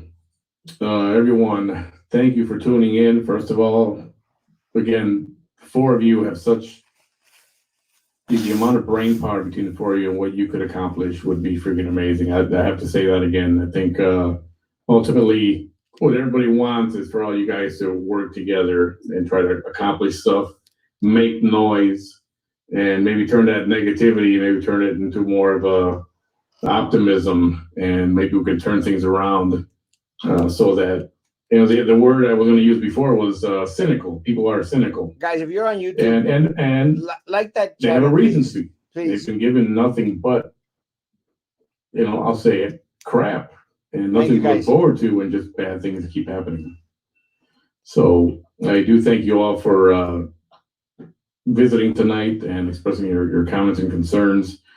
We'll start to wrap it up with, since I've got Carlos here, is there something in particular you wish to accomplish while serving on the city commission? Carlos? Carlos, your turn. Did you get that, Carlos? You're up. I'm sorry, guys. My little girl's asking me permission to spend the night at her cousin, so I apologize. I remember I am a father, first and foremost. Yes, say no. Someone else take the question real quick, because I was addressing my little girl. I'll take it. Okay, let's go to, and I'm going to put his hand up. Fine. At large. Let me say, guys, one of the things that I want to do is I want to make sure that we go over the structure for all the boards and committees here in the city of Brownsville. You know, I want to get the input from every individual throughout the city of Brownsville. You know, I care about my Southmost area. I was born and raised down Southmost, and I want to make sure that the people from Southmost have equal representation on the PUB board, GBEC board, zoning and planning, and everything else. I want my people from the Land O'Lakes area, from District 2, from back there by Rivera. I want a representative from there to be on these boards and committees. And I'm sorry, guys, but I feel that the committees that are most impactful in regards to the tax dollars that are being spent and the monies that my people are having to pay, guys, are jam-packed with yes people that are beholden to the majority of the individuals that are on the city commission right now. Guys, we have an amazing opportunity here to bring individuals that are different, that are new, that are going to hold not only fellow commissioners accountable, or the mayor of the city of Brownsville, or the city administration accountable, but are also going to look in to hold accountable the individuals at PUB as to why these individuals make close to $1 million in salary, guys. And for what? How have they benefited us? Look, I just got a comment, and yes, I do get a lot of comments regularly. Just got a comment in regards to, hey, I just saw a picture today of the city manager. You didn't know who he was. And look, guys, it's a sad situation when we who are in that little political circle, because we are seeking office, we know who the city manager is, you know, but most of my people from South, most of my people from District 2, some of my people from District 3, or most of them, District 4, have never even seen the city manager, guys. And that's just very unfortunate. And then they come up with the excuse that, oh, well, we have workshops. Guys, my people have to work 2-3 jobs, guys, because there's absolutely no economic development, as we saw at the CDCB meeting. We are stagnant. And even when they produced the charts saying that we are stagnant, guys, even then, Commissioner Neese came out and said, no, we're not. They were showing the charts. They were showing the numbers. And he was still adamant that, well, we're not stagnant. They're showing you the information, but it doesn't matter how much truth, how many facts, how much evidence you show. They're still going to say that you are wrong, you're ignorant, you're ridiculous, you're negative, because that's the only thing they do, that they have. verbal insults against facts. Let me tell you, facts wins. Thank you for the comment, Mr. Roy Dos Santos. And is there anything in particular that you hope to accomplish if you are elected and serve on the Brownsville City Commission? Thank you, Barbara. Absolutely. Brownsville making its people's needs the top priority, raising the level of our infrastructure to where it's first class, and changing the permitting process so that business owners aren't saying Brownsville is the toughest city to work with, but people saying Brownsville has got it together. That's a first class operation. We want to go open businesses down there. That's what I hope to accomplish as a commissioner for the city. Very good. Carlos, you okay to come up now? Most definitely. Yes, sir. I guess the biggest thing that I hope to accomplish is to make sure that we prepare or be at least as close to prepare for the next emergency disaster that we're going to have, because I think that affects 100% of the city. So if we're able to even come close to being prepared, I think we're able to save a lot more lives than we did the last time during this pandemic and the freeze. And by doing so is we have to empower our employees and our citizens to be able to stand up and do what they are been trained for without being or even having a thought of retaliation by any, I'm talking about any elected official within the city. They should never, even if they do something wrong, never should fear that they will lose their job because one commissioner or the other have come together as a team to be able to start getting rid of any directors or any employees within the city. Okay. If we can stop that, the citizens of Brownsville will empower the directors of each and every department to do the right thing, and this city will grow immediately. Ya voy corriendo. Thank you very much. Ms. Jessica? Si quieres ahí, pásales, espérame, nomás tomo un vaso de agua. Let me Ahí first te veo start by adentro. saying that if you could take all the Bye. candidates and take their best qualities and put them all together into one, we would have an amazing leader.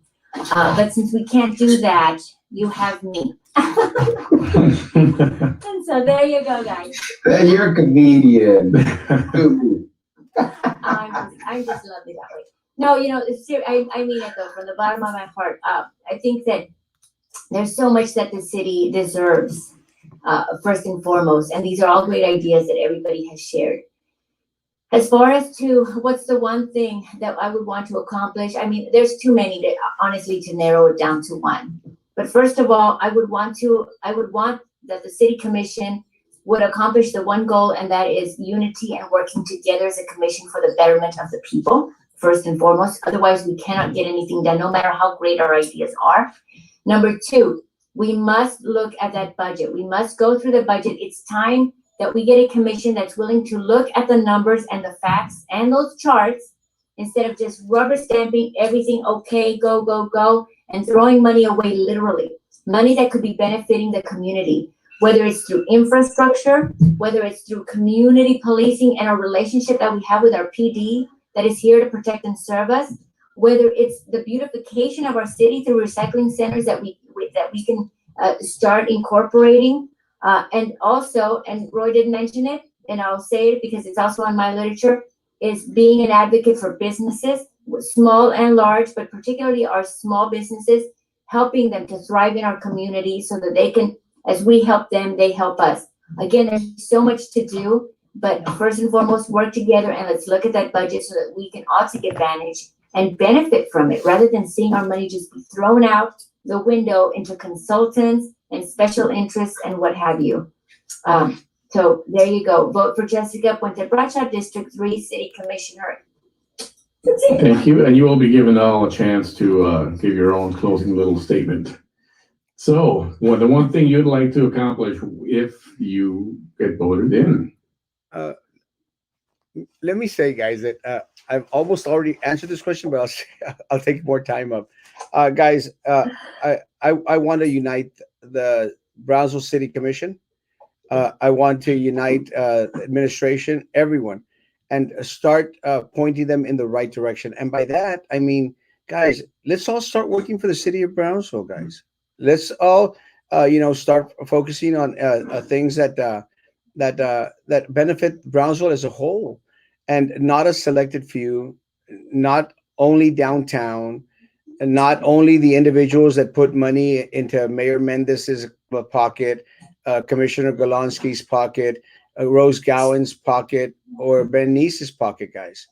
Let's start putting the money back to work for the citizens of Brownsville, folks. So again, I want unity. I want to work together. Some people have asked, like, and Erasmo, will you be able to work together with the individuals on the city commission? Let me tell you guys, as long as they are focused on making Brownsville better, not their personal portfolio, guys. Making Brownsville better, you better believe we're going to work very, very well together when elected to the city commission, guys. But for that, folks, is that I'm going to say this again. I've said it before. I need your help, because I don't plan to sit on the commissioner's chair and call it my seat. That is your seat, guys. That is your seat, and you need to be represented, and your interests need to be there. So no, I'm not going to go in there and be a rabble rouser and start calling everyone names and stuff once on the seat. And I've proven that on the BISD board, guys. I've proven that. I'm going to go in there and represent your special interest, call out corruption, and if need be, guys, go all the way to law enforcement, which I've done before, to the FBI, and point out and share evidence, guys. I work for you now. I will work for you tomorrow. Just need you to unite, and let's make them unite and push Brownsville forward and beyond. Thank you. Who has not commented on this yet? Roy, did I hit you on this one yet? Twice. Yeah, I think I did. Which was this question? I'm pretty sure I answered this one. I This was was, short and sweet, though. yeah, what is there something you would like to accomplish this week? Yeah, I did. Okay. I think we got everyone. We got everyone. Gotcha. Now, in closing, and we'll start with the smiling Mr. Carlos Elizondo. There's a chance. I'll give you 90 seconds, probably 2 minutes apiece. Why should we vote for Carlos? I think I bring an all-rounded individual. From here, love being here. My family's from here. I want to keep them here. I think what you get from me is 100% dedication, 100% of the time. That with my experience and the work that I used to do, I was always available for any emergency that was out there. If anybody, they used to tell me, "What are you doing here?" I had police officers telling me, "What are you doing here, Chief?" "I'm working." "What do you mean?" "Well, yeah, but we always see you everywhere." "Well, because I'm a working chief. I made sure that I was everywhere. I was inside homes when it was burning with the guys. I was at the fire scenes. I was at the site of an accident. I was holding people's hands in the hospital. I was doing it all. That's what you got from me. That's what you'll continue to get from me as your city commissioner for District 3. I will continue to be out there doing it, regardless of the outcome. One of us is going to get elected. I really do hope it's me. But if it's not, I'll continue to support my community and the city of Brownsville that I love. Thank you, Mrs. Jessica Puente Bradshaw. Why should people elect you? Do I get 1 minute or 2? I'll give you 2 minutes. As long as I want, right? No, thank you. Thank you, Manny, for having us. Thank you for hosting this forum. I really thought it was going to be a debate, but it's actually, it has turned out to be more of a forum. But I do appreciate it, and I really appreciate the viewers that are watching today. Obviously some are for me, some are not. So we all of us as candidates bring different things to the table. As far as Jessica Puente Bradshaw, what she brings to the table, everyone out there, I have no reason to be in the city commission to in any way make my pockets bigger. And by that, I mean that I'm not here to improve my status in the community through my business and the city commission. I'm just a private citizen with concerns who also happens to not mind being the voice of a community and those that have some trust in me. And I will represent you equally as best as I can to my abilities, faithfully, with transparency and honestly. I don't have any sort of skeletons in my closet as far as, the judgment calls that I've made in the past. I think that when we elect leaders, we want leaders who will make the right judgment calls, not only in their public life, but in their private life, in their careers. And so I've always made the call to serve my community, to serve those that I service through my teaching, real estate, and whatnot. So I am asking that you take a look at my record, take a look at what I stand for. Contact me if you need more clarification. I'm here to work for you, and I'm asking for your trust, your confidence, and your support in this upcoming election. Its early vote has already started. We have until the 27th to go out and vote. I'm asking again for your vote, Jessica Puente Bradshaw. Y también necesito también el tuyo, Sergio. And so I hope that you'll trust me with that, and I would love to represent you on the city commission and work with you and our current commission, whomever they will be, to get Brownsville moving forward, because I'm in it for Brownsville. Thank you. Thank you, Jessica. Erasmo Castro. Guys, let me say this, as cliche as it may sound, guys, there's no more important election for the city of Brownsville than this one, guys. And let me say what I've stated regularly, and I'll continue to state. The proof is in the pudding, guys. We just went through a worldwide pandemic and a statewide disaster, and we as a city, leadership and administration, failed. We failed, and not so much because we didn't do anything substantial, is because we didn't do anything at all. And guys, again, just to have the presence of our folk out there would have been life-changing. And there's something that you will get from Erasmo Castro. You will see Erasmo Castro on a daily basis, guys, coming out here, guys, and letting you know exactly what's going on. I am transparent. I am accountable. I've served as an elected official at the Brownsville Independent School District, guys, and I did great things for the district. And again, I'll tout those on my own page, and I've stated it before.